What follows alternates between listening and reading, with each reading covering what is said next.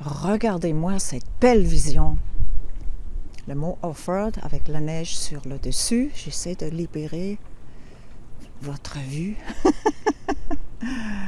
Aïe, aïe, aïe. Je suis au Spa Eastman et puis hier soir, j'ai eu 2 conférences. Et puis l'une était sur le courage du bonheur, première, et la deuxième était le voyage du héros en lien avec le bonheur. Écoutez, c'était vraiment la création de deux espaces de bonheur hier. Et ce que ça fait, c'était vraiment très particulier. Il y a eu une intensité, il y a eu un échange qui était extrêmement riche. Il y a une des dames qui disait qu'on devrait parler, on devrait plus parler de ça, du bonheur. C'est un alignement qu'on souhaite de tout cœur. Hein? C'est ça qu'on veut réellement. Et on n'en parle pas. Oh, là, il y a un coup de vent. J'essaie d'être attentive, d'attraper le soutien, le support. Là, il n'est pas très solide. Il vacille. Bon, on va voir. Et là, c'est pas la première fois que j'ai ces thèmes-là. Et là, j'ai vu vraiment un feedback qui dit clairement comment c'est important de parler, je dis bonheur, mais ça peut être de la paix d'esprit, de la joie de vivre, de tout ce qui nous nourrit, de tout ce qui nous élève. Alors que dans nos sociétés, c'est pas ça qui est véhiculé.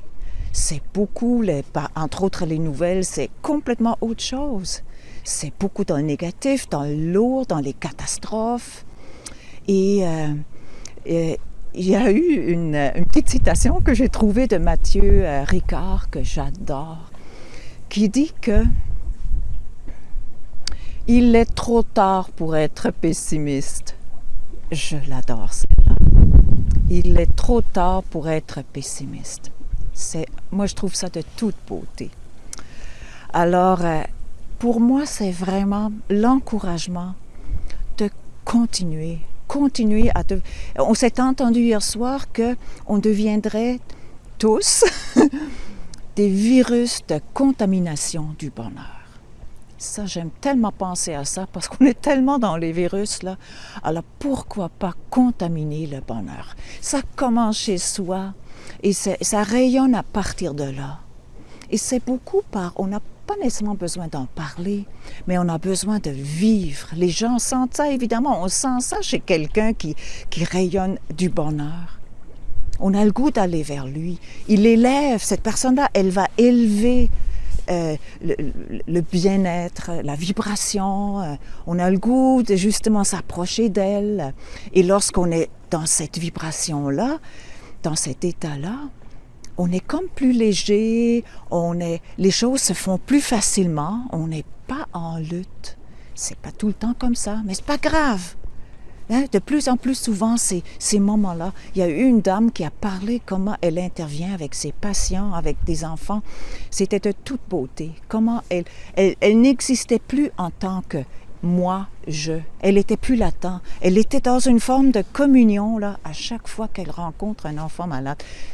C'est merveilleux, c'est merveilleux. Moi, je vis ça en coaching aussi. C'est pour ça que je dis que je suis une junkie de la connexion. J'aime ça être cette junkie-là et je l'assume 200%. Alors, c'est comme... déjà, j'ai eu l'impression hier, on est dans un mouvement. On est tanné de toujours entendre le même discours défaitiste. On rentre dans le mur, tout ça. Ça change rien, ça. Ça change rien. C'est juste, ça alourdit encore plus. Alors, on veut être partie de la solution. En tout cas, hier, là, écoutez, ça continuait après dans ma tête. Là, j'étais dans une fébrilité. Vous le sentez peut-être encore. Mais ça donnait comme encore plus de sens à ce que je fais. Et puis aussi plus de sens à ces vidéos-là. Tranquillement, il y a des choses qui ressortent plus précisément. Puis j'en suis très heureuse. Alors, je vous invite de suivre ce mouvement-là, de devenir des virus de bonheur. Hein? Qu'est-ce que vous pensez de ça? Et je me remplis les yeux, le cœur de beauté, puis je vous invite à en profiter aussi. Et je vous dis à très bientôt. Je vous embrasse. Beaucoup de bonheur. Bye bye.